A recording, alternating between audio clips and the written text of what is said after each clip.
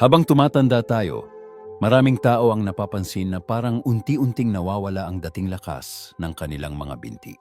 Yung simpleng pag-akyat ng hagdan na dati ay kayang-kaya mo lang. Ngayon parang hinihingal ka na agad. Yung mahabang lakaran sa mall o palengke. Mas mabilis ka nang mapagod. At minsan, kahit simpleng pagtayo mula sa upuan, parang kailangan mo pang mag-ipon ng lakas bago makabangon. At alam mo kung ano ang madalas sabihin ng karamihan. Normal lang yan, matanda ka na kasi. Pero paano kung hindi iyon ang buong katotohanan? Paano kung may malaking parte pala dito ang kinakain mo araw-araw? Nakakalungkot isipin na maraming seniors ang naniniwala na wala na silang magagawa para lumakas muli ang kanilang katawan. Kaya unti-unti nilang tinatanggap ang panghihina, pagiging mabagal at pagkawala ng confidence sa paggalaw. Pero ayon sa maraming bagong studies, hindi pala totally fixed ang muscle loss habang tumatanda. Ang katawan natin may kakayahan pa ring mag-rebuild ng muscles kahit 60, 70 o kahit 80 years old na. Oo, mas mabagal kumpara noong bata pa tayo. Pero posible pa rin.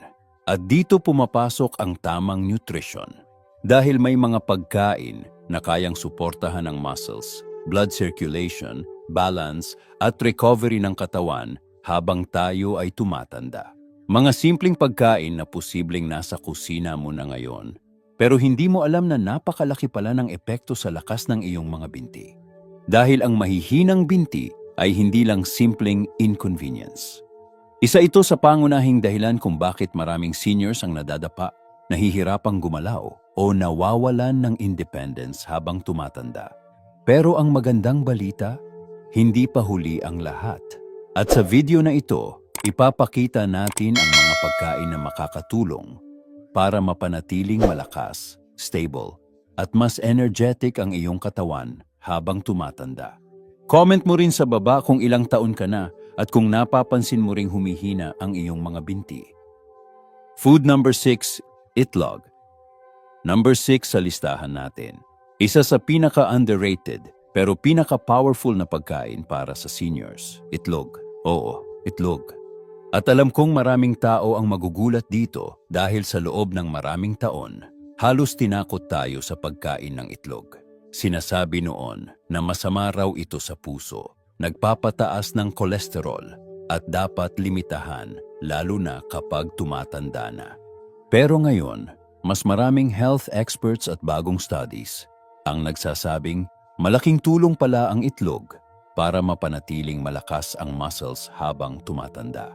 At may dahilan kung bakit. Ang itlog ay rich sa isang amino acid na tinatawag na leucine.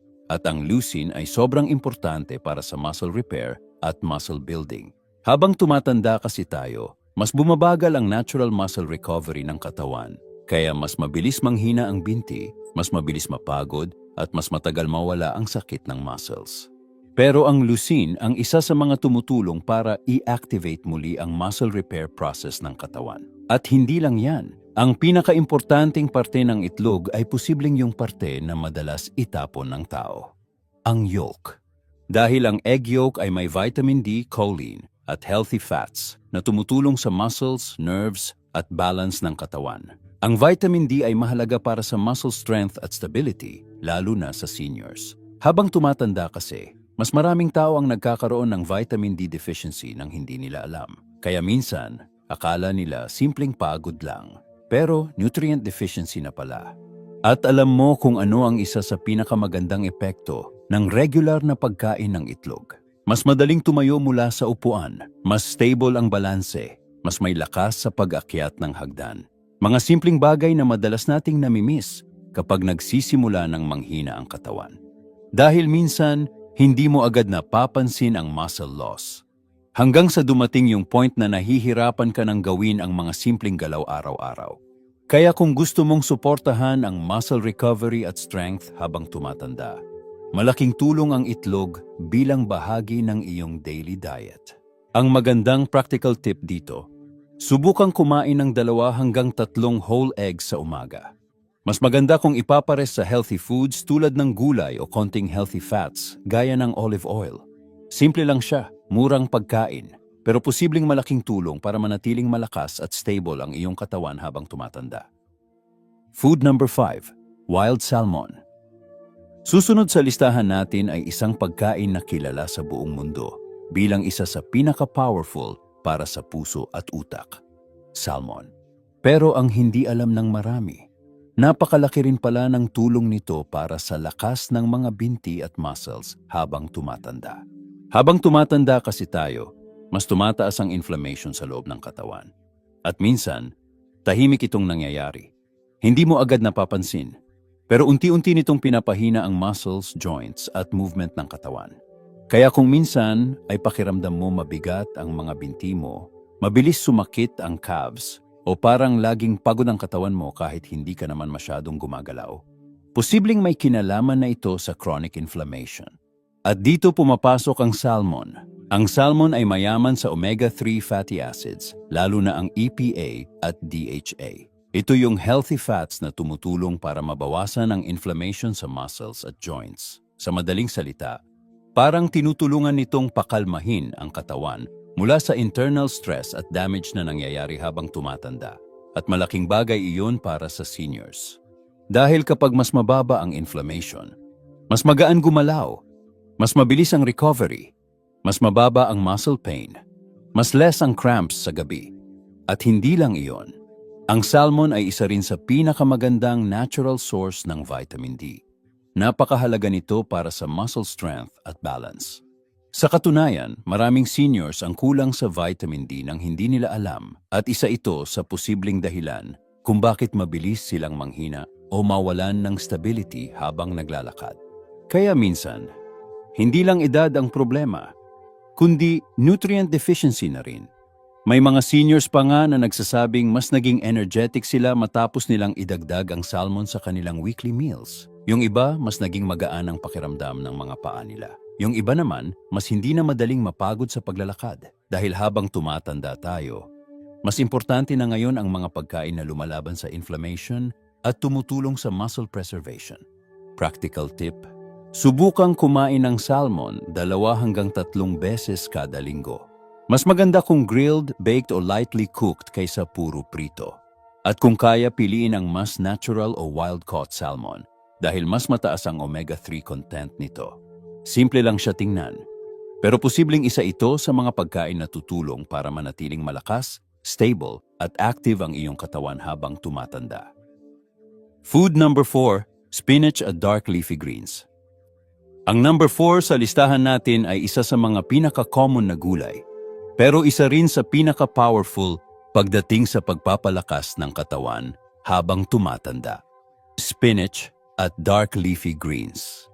Kasama dito ang pechay, kangkong, kale, malunggay, at iba pang madahong gulay na kulay dark green. At alam mo kung bakit napakahalaga nito para sa seniors. Dahil malaking tulong ito sa blood circulation, muscle function, at pag-iwas sa panghihina ng mga binti. Habang tumatanda kasi tayo, bumabagal ang blood flow sa katawan. Kaya minsan, mas mabilis mangalay ang paa, mas mabigat ang pakiramdam ng binti, at mas madaling mapagod kahit simpleng lakad lang. At kapag kulang ang oxygen at nutrients na napupunta sa muscles, mas mabilis humina ang katawan. Pero ang dark leafy greens ay may compounds na tumutulong para ma-improve ang circulation at oxygen delivery sa muscles.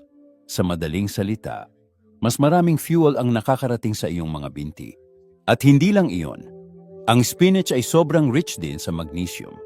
At ang magnesium ay isa sa pinakamahalagang minerals para sa muscle relaxation at movement. Kaya kung madalas kang pulikatin sa gabi, naninigas ang calves, o parang madaling mapagod ang paa, posibleng kulang ka rin sa magnesium. Maraming seniors ang hindi alam na deficient na pala sila dito. Kaya minsan akala nila normal lang ang muscle cramps o paninigas ng paa habang tumatanda. Pero minsan, nutrient deficiency na pala iyon. At isa pang maganda sa leafy greens, nakakatulong ito sa balance. Mas magandang coordination, better muscle efficiency, mas stable ang katawan habang naglalakad. Kaya maraming matatandang active at magaan pa rin kumilos kahit senior na. Mahilig talaga sa gulay dahil ang katawan natin ay nangangailangan ng tamang nutrients para manatiling malakas at flexible habang tumatanda. Practical tip: mas maganda kung kakain ng spinach o dark leafy greens araw-araw kung kaya. At isa pang importanteng tip, mas okay itong lutuin gamit ang healthy fats gaya ng olive oil. Dahil mas naa-absorb ng katawan ng nutrients kapag may kasamang healthy fat. Pwede mo itong ihalo sa itlog, soup o simpleng ginisang gulay lang. Simple, murang pagkain, pero posibleng malaking tulong para manatiling malakas, stable, at mas energetic ang iyong katawan habang tumatanda. Kung may natututunan ka sa video na ito at gusto mong mas maraming seniors at pamilya ang matulungan, paki-like ang video na ito. Malaking tulong iyon para mas ma-recommend ito ng YouTube sa ibang tao na posibleng nakakaranas din ng panghihina ng binti, mabilis mapagod o hirap sa paggalaw habang tumatanda. At kung gusto mo pa ng mas maraming elderly health tips, nutrition advice, at practical ways para manatiling malakas at active kahit senior years na, mag-subscribe ka na ngayon at i-click ang notification bell. Dahil dito sa channel na ito, ang goal natin ay tumanda ng mas malakas, mas healthy, at mas independent. Food number 3, Greek yogurt. Pagdating sa pagpapalakas ng muscles habang tumatanda, isa sa pinaka-underrated na pagkain ay ito, Greek yogurt. Maraming tao ang iniisip na simpleng snack lang ito o pagkain lang kapag nagda-diet. Pero ang totoo, napakalakas nitong suportahan ang muscles, digestion, at recovery ng katawan lalo na sa seniors. Habang tumatanda kasi tayo, mas bumabagal ang muscle repair process ng katawan. Kaya kahit simpleng pagod lang noon, ngayon mas matagal nang mawala. Mas mabilis ding lumiit ang muscle mass habang tumatanda kapag kulang sa tamang protein ang diet. At dito pumapasok ang Greek yogurt dahil ang Greek yogurt ay high in protein, lalo na sa muscle-building amino acids na kailangan ng katawan para mag-repair at mag-maintain ng muscles. Sa madaling salita, para itong construction material para sa iyong muscles at habang tumatanda, mas importante ang protein kaysa iniisip ng karamihan.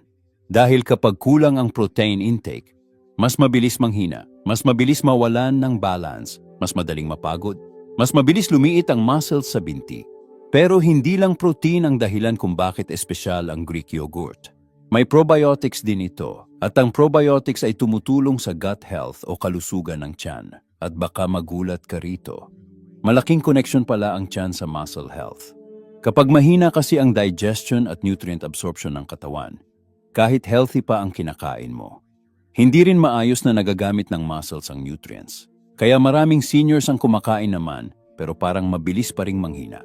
Minsan, hindi absorption ang problema. At malaking tulong ang probiotics para mas maayos maabsorb ng katawan ang protein, vitamins, at minerals na kailangan ng muscles. Kaya maraming seniors ang nagsasabing mas naging energetic sila, mas magaan ang katawan, at mas mabilis ang recovery nila kapag regular silang kumakain ng yogurt. At isa pang maganda rito, madaling kainin, madaling tunawin, hindi mabigat sa tiyan, perfect kahit sa breakfast o snack. Practical tip, piliin ang plain at full-fat Greek yogurt kung kaya. Iwasan yung sobrang matatamis na versions dahil maraming added sugar ang mga iyon. Pwede mo rin lagyan ng konting prutas, flaxseed o honey para mas masarap at mas nutritious. At kung gusto mong suportahan ang muscles at recovery ng katawan habang tumatanda, ang simpleng isang cup ng Greek yogurt kada araw ay maaaring mas malaking tulong kaysa inaakala mo. Food number 2, beets. Ang number 2 sa listahan natin ay isang pagkain na hindi gaanong sikat sa maraming Pinoy. At minsan pa nga iniisip ng iba na pang-salad lang ito, beets. Pero ayon sa maraming studies, isa ito sa pinaka-powerful na pagkain para sa blood circulation, endurance at leg strength habang tumatanda. At may dahilan kung bakit. Habang tumatanda kasi tayo, mas humihina ang circulation ng dugo sa katawan. Kaya minsan, kahit simpleng lakad lang, parang mabilis nang mangalay ang paa, mas mabilis hingalin. O parang mabigat ang mga binti kahit hindi naman sobrang pagod. At kapag mahina ang blood flow, mas kaunting oxygen at nutrients ang nakakarating sa muscles. Kaya mas mabilis mapagod ang katawan. Pero ang beets ay rich sa natural nitrates. At ang nitrates na ito ay kino-convert ng katawan into nitric oxide, isang compound na tumutulong para mas lumuwag ang blood vessels at mas gumanda ang circulation. Sa madaling salita, Mas magandang daloy ng dugo at mas magandang galaw ng muscles. At malaking bagay iyon para sa seniors. Dahil kapag mas maayos ang circulation, mas magaan maglakad, mas less ang pagkapagod, mas better ang endurance, mas stable ang katawan. Pero eto pa ang mas interesting. May mga studies na nagpapakitang ang beats ay hindi lang tumutulong sa muscles, pati sa communication ng brain at katawan. At habang tumatanda kasi, isa sa mga dahilan ng pagkadulas o pagkawala ng balance ay ang paghina ng coordination between the brain and muscles. Kaya minsan, hindi lang muscle weakness ang issue, kundi mabagal na rin ang body response. At malaking tulong ang improved circulation para suportahan ang movement at coordination ng katawan. May mga seniors pa nga na nagsasabing mas naging magaan ang pakiramdam nila sa paglalakad matapos nilang idagdag ang beats sa kanilang diet. Yung iba, mas tumagal bago mapagod. Yung iba naman, mas naging active muli sa araw-araw. Dahil minsan, kailangan lang pala ng katawan ng mas magandang blood flow para gumalaw ng mas maayos. Practical tip? Pwede mong i-roast ang beets, ihalo sa salad, o gawing smoothie. Mas okay din kung sasamahan ng konting vitamin C tulad ng lemon o orange dahil nakakatulong ito sa nitrate absorption. At kahit hindi ito common sa karamihan ng hapag ng Pinoy, posibleng isa ito sa mga best foods para suportahan ang lakas at movement ng iyong katawan habang tumatanda. Food number 1, extra virgin olive oil. At ngayon, narito na tayo sa number 1 food sa listahan. At malamang marami ang hindi makaka-expect dito. Extra virgin olive oil. Oo, olive oil. Hindi mamahaling supplement, hindi miracle powder, hindi exotic superfood, kundi isang simpleng healthy fat na posibleng nasa kusina mo na ngayon. Pero ayon sa maraming experts at studies, isa ito sa pinaka-powerful na pagkain para protektahan ang muscles habang tumatanda.